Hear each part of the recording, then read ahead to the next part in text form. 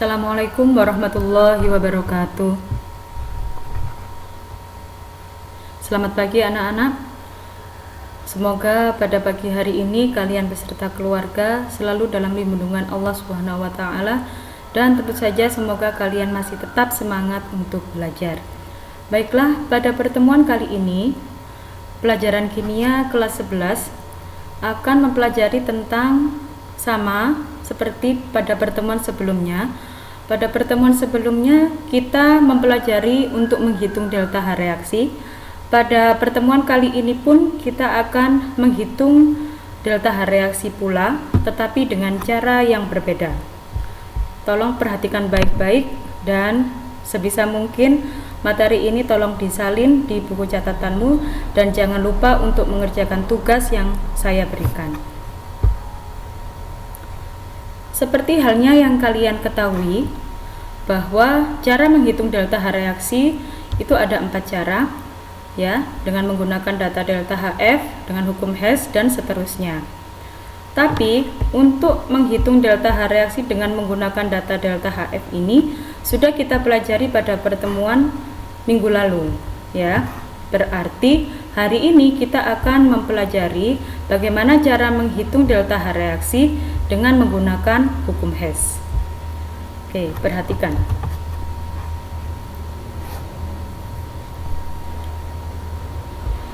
Jadi anak-anak, Hess itu adalah nama ilmuwan, nama orang, ya. Dan bagaimana bunyinya hukum Hess? Bunyinya hukum Hess itu seperti ini. Banyaknya kalor yang menyertai reaksi tidak ditentukan oleh jalannya reaksi, tetapi ditentukan oleh keadaan awal dan akhir. Kalau kalian agak sulit memahami kalimat ini, kalian bisa melihat diagram ini. Diagram yang sudah saya sajikan, ini ada A plus B, kemudian ada C plus D, dan ada E. Dari diagram ini, yang saya tanyakan adalah kemanakah tujuan akhir dari reaksi-reaksi ini? Tujuan akhirnya adalah ke zat E, ya. Tetapi untuk mencapai zat E itu ada beberapa cara yang bisa digunakan. Cara yang pertama adalah cara yang langsung. Cara yang langsung itu berarti dari zat A plus B itu langsung menjadi zat E. Dan prosesnya ini kita katakan, kita sebut delta H1, ya. Jadi A plus B langsung menjadi E, itu adalah cara yang langsung. Sekarang ada cara lain. Cara yang lainnya adalah A plus B ke C plus D terlebih dahulu, setelah itu baru menjadi zat E, ya. Berarti melalui delta H2 kemudian ke delta H3 baru mencapai zat E. Dan cara ini adalah cara yang tidak langsung.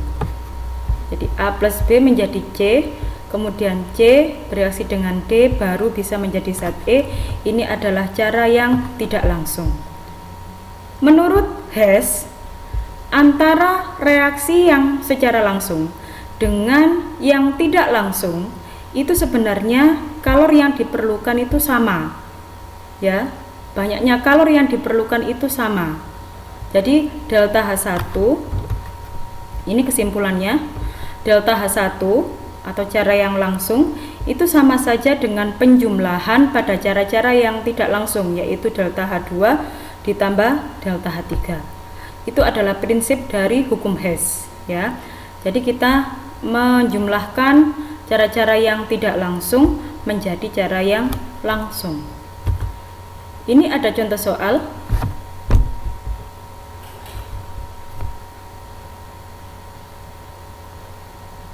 Ini ada contoh soal. Karbon dioksida itu adalah CO2, ya. Dapat dibentuk dengan 2 cara. Cara yang pertama itu adalah cara yang langsung. C plus O2 menjadi CO2. Delta H-nya bernilai min 94 kJ per mol. Ini adalah cara yang langsung.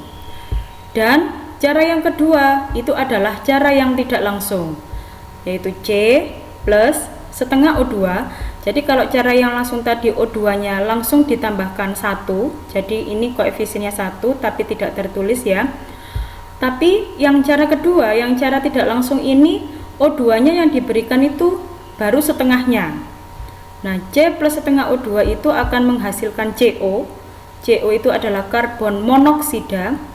Baru setelah CO terbentuk, O2 nya ditambahkan setengah lagi, baru menjadi CO2 ya. Delta H-nya masing-masing bernilai min 26 dan min 68 kJ per mol. Pertanyaannya, buktikan bahwa penjumlahan reaksi cara 2 sama dengan reaksi cara 1. Jadi ini nanti kita tambahkan antara ini dengan ini. Nanti kita buktikan bahwa hasilnya itu akan sama dengan yang cara 1 ya, atau sesuai dengan hukum Hess. Kita buktikan ya. Ini pembahasannya. Jadi cara yang kedua ini, dua reaksi ini kita tulis. Oke. Ini dan ini kita salin sama ya, ya. Kemudian dari dua reaksi ini, sebelum kita jumlahkan, saya mau tanya, zat apa yang sama antara reaksi atas dengan reaksi yang bawah? Yaitu zat O2. Selain itu, zat CO. Ya, zat O2 dengan zat CO. Ini di reaksi yang pertama.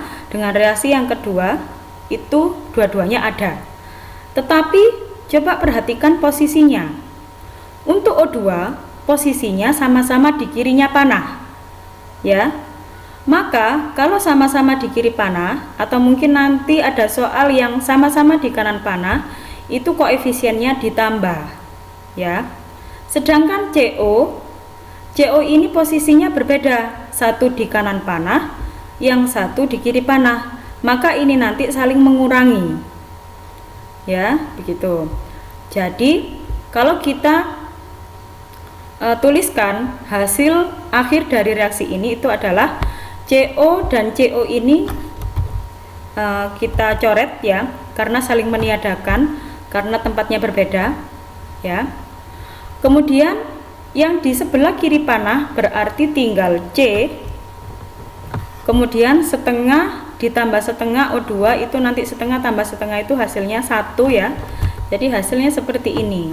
Nah, C ditulis lagi, kemudian setengah ditambah setengah itu adalah 1 ya, 1 O2, tapi 1 itu koefisiennya tidak ditulis.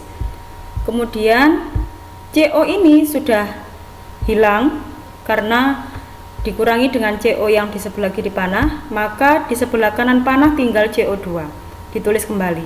Kemudian delta H-nya tinggal menjumlahkan 6 ditambah 8 itu adalah 14, kita tulis 4, nanti menyimpan 1 ditambah 2 ditambah 6 itu adalah 9, negatif 94 kJ per mol. Coba perhatikan, reaksi yang terakhir kita tulis ini apakah sama dengan cara 1? Sama ya, ya berarti dengan kata lain hukum Hess itu adalah menjumlahkan cara-cara yang tidak langsung menjadi cara yang langsung. Kemudian ini ada contoh soal lagi. Yang kedua, perhatikan dua persamaan termokimia berikut.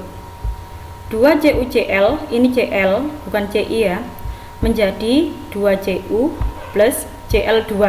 Delta H-nya bernilai ini. Kemudian reaksi yang kedua, 2CuCl plus Cl2 menjadi 2CuCl2. Delta H-nya senilai ini. Delta H untuk reaksi Cu plus Cl2 menjadi CuCl2 yaitu titik-titik kilojoule. Jadi ceritanya reaksi yang bawah ini itu adalah reaksi yang langsung.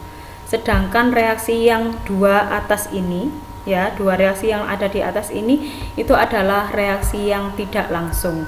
nanti kita jumlahkan dua reaksi ini, kemudian nanti akan didapatkan reaksi yang seperti pada pertanyaan.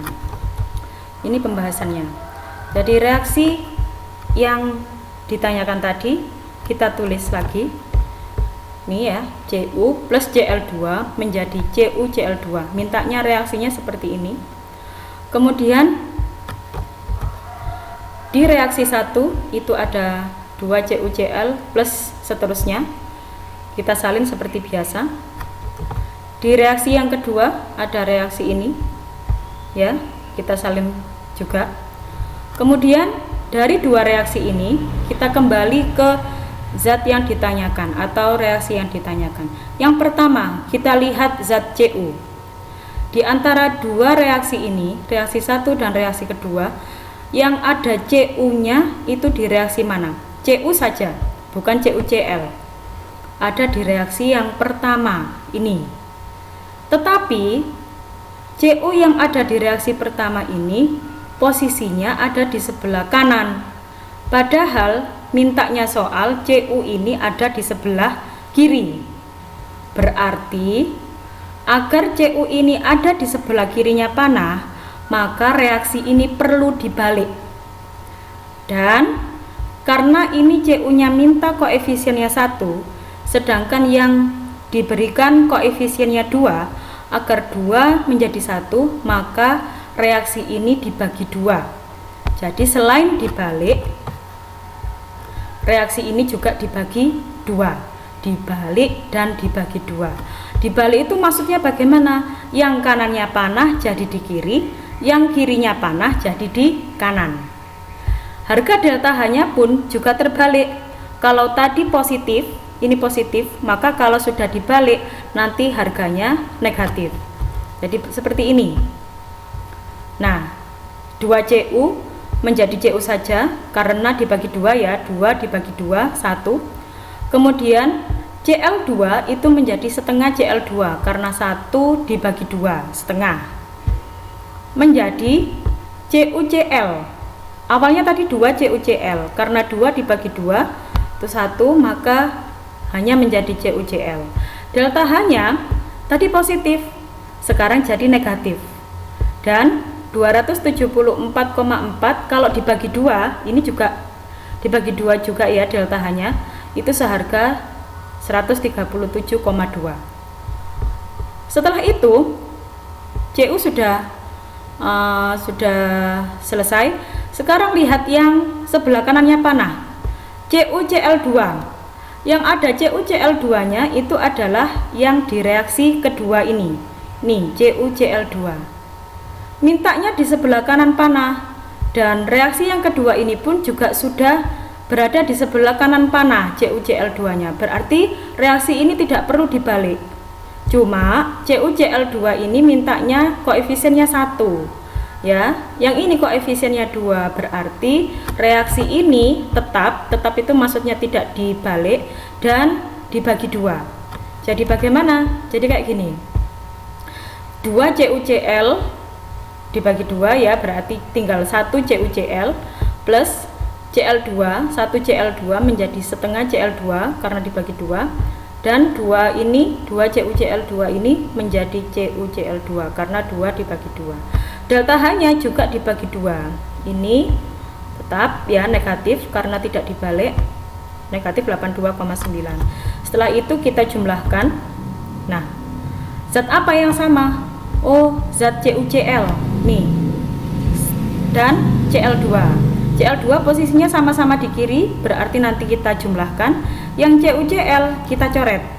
Nah, kita coret sehingga hasilnya adalah Cu ya, kemudian setengah ditambah setengah 1 Cl2, CuCl2 ditulis lagi. Nah, apakah reaksi ini sama dengan yang diminta? Oh, sama. Tinggal delta H-nya. Delta H-nya tinggal menjumlahkan, hasilnya adalah min 220,1 kJ. Jadi demikian anak-anak keterangan untuk menghitung delta H reaksi dengan menggunakan hukum Hess. Semoga bermanfaat. Dan sekali lagi jangan lupa untuk mengerjakan tugas serta mengumpulkan kepada gurumu. Assalamualaikum warahmatullahi wabarakatuh.